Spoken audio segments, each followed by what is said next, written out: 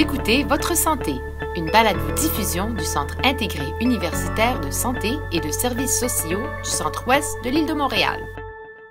Bonjour et bienvenue à Votre Santé. Je m'appelle Carl Thériault. S'il y a un domaine de la médecine qui est fort mal connu du grand public, ce sont bien les soins palliatifs.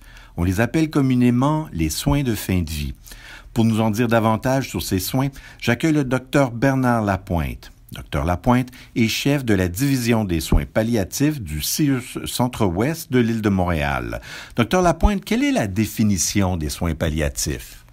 Bonjour, tout d'abord à vous, M. Thériault, puis à tous ceux qui nous écoutent. Les soins palliatifs sont définis comme un ensemble de soins de santé et de soutien, de services de soutien psychologiques et sociaux qui sont destinés aux personnes qui vivent avec une maladie grave. Et à leur famille. C'est ça qui est intéressant, c'est que les soins palliatifs sont destinés à la personne qui vit avec une maladie catastrophique, donc qui risque d'entraîner la mort, mais aussi à sa famille. Donc, c'est un ensemble de soins qui peuvent être offerts très tôt dans le parcours d'une maladie sérieuse. Par exemple, on peut penser à un cancéreux qui vient d'être diagnostiqué d'un cancer. On se propose d'examiner quelles sont les options thérapeutiques qui pourraient ou bien guérir le cancer ou le retarder, le ralentir. Mais au même moment, cette personne-là fait l'expérience de beaucoup de douleur ou d'une très grande nausée. Puis là, à ce moment-là, cette personne-là va être référée à un médecin comme moi qui fait des soins palliatifs pour qu'on gère ce qu'on va appeler la qualité de vie. Donc, il y a la quantité de vie qui est le domaine du curatif qui va être interpellé beaucoup plus par la guérison de la maladie ou bien contrôler la maladie le plus longtemps possible. Et il y a le palliatif qui est vraiment la partie des soins, des services qui s'intéresse à la qualité de vie. Alors, la qualité puis la quantité de vie, on ne peut jamais mettre ça en opposition. Et ça, c'est un des problèmes qu'on retrouve le plus souvent dans la tête des gens. Et malheureusement, dans la tête de certains médecins, où on dit, on n'est pas rendu là, par exemple. On n'est pas rendu aux soins palliatifs en disant, on a encore quelque chose qui peut être fait au niveau curatif. Alors moi, je dis, non, on ne peut pas mettre en opposition. Les deux vont un avec l'autre. Et on sait maintenant que lorsqu'on offre les deux types de services, au moment où on en a besoin, bien entendu, non seulement on contribue à une meilleure qualité de vie, et ça c'est prouvé par de nombreuses études, mais aussi on contribue on aide la personne à vivre sans stress et on a prouvé que cette approche-là permet, combinée avec les traitements usuels, permet de vivre plus longtemps que si on recevait uniquement les traitements usuels.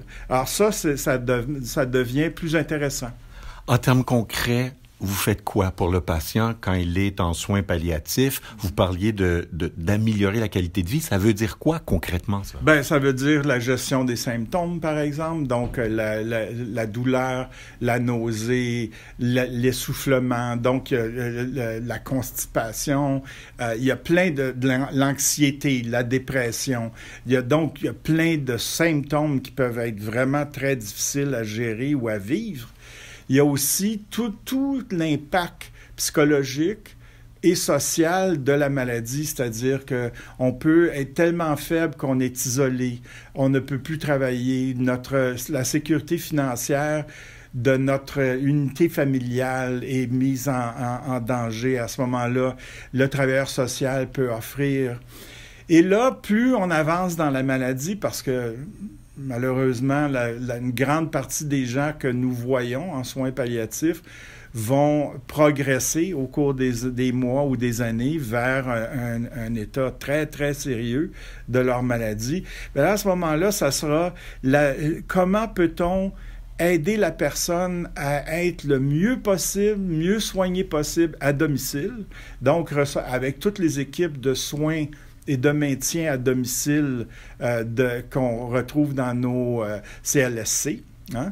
Et si ça, c'est pas possible à domicile, ben au niveau du CIUS Centre-Ouest, par exemple, ben là, on a à l'hôpital Mont-Sinaï, on a une unité de soins palliatifs de 15 lits.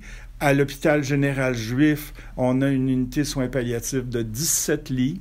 On retrouve des soins palliatifs qui peuvent être donnés dans nos centres hospitaliers de longue durée. Donc, dans les CHSLD, on s'efforce actuellement de former les soignants parce que, finalement, c'est la maison des personnes âgées. Lorsqu'on est hospitalisé en CHSLD, c'est notre maison. Alors, c'est comme des soins à domicile qu'on reçoit, des soins palliatifs à domicile. Donc, on a un ensemble de soins palliatifs qui peut être donné en fin de vie dans différents lieux qui correspondent beaucoup aux souhaits des personnes. Alors, si la plupart des gens, bien sûr, souhaiteraient mourir à domicile, ou être soigné le plus longtemps possible à domicile. Mais là, il faut avoir des soignants, il faut avoir accès. Mais nous, au CIUS Centre-Ouest, notre mission, c'est d'aider le plus possible les gens à atteindre cet objectif-là. Quel serait, d'après vous, le mythe là, le plus persistant par rapport aux soins palliatifs? Je pense que c'est la vision un peu catastrophée des soins palliatifs où on est rendu là, il n'y a plus rien à faire. Alors moi, je dis tout le temps, il y a toujours quelque chose à faire, ne serait-ce que soulager la douleur, accompagner la personne, accompagner sa solitude, la présence, le divertissement. Il y a toujours quelque chose à faire pour célébrer la vie. Donc, on va porter beaucoup d'attention à la présence, à l'accompagnement. On a des musicothérapeutes, on a de l'art-thérapie, de la zoothérapie. On a... il y a toutes sortes de petites attentions par des bénévoles qui sont apportées au chevet du malade. Et aussi, comme je le disais, il y a tous les soins puis le soutien qu'on accorde aux familles. Et ça, ces soins-là et ce soutien-là se poursuit bien au-delà du décès de la personne aimée, parce qu'on a des soins puis des services aux endeuillés. Donc, qui permettent que dans les mois qui suivent le décès de la personne, de l'être cher, on va recevoir généralement un contact de la part d'un bénévole qui va nous offrir un soutien téléphonique ou un groupe d'accueil. Il y a où on a même une marche à chaque semaine. Les gens vont marcher sur le sommet du Mont-Royal avec d'autres personnes endeuillées et avec qui ils peuvent parler en marchant doucement puis en allant prendre un café par la suite. Finir la vie du patient le plus doucement possible, le plus possible en beauté. Est-ce qu'on pourrait résumer ça de cette façon-là? En fait, les soins palliatifs, c'est de dire qu'on privilégie la vie, puis on favorise la vie jusqu'au dernier souffle. Alors, les gens qu'on soigne ne sont pas des mourants, ce sont des vivants jusqu'à leur dernier souffle. Ça change toutes les perceptions. Docteur Lapointe, merci beaucoup de cet entretien. Merci à vous et merci à tous. Vous venez d'entendre le docteur Bernard Lapointe, chef de la division des soins palliatifs du CIUS Centre-Ouest de l'île de Montréal. C'est tout pour cette semaine. Merci d'avoir été là. Pour écouter nos autres émissions, allez au balado.ciuscentreouest.ca. Balado, C-I-U-S-S-S, centre-ouest.ca. Si vous avez des suggestions de sujets à nous faire, écrivez-nous. Je m'appelle Carl Thériault. À la prochaine.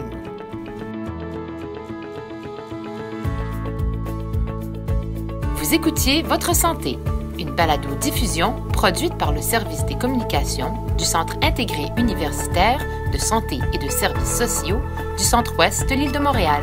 Au plaisir de vous retrouver pour une autre édition de Votre Santé.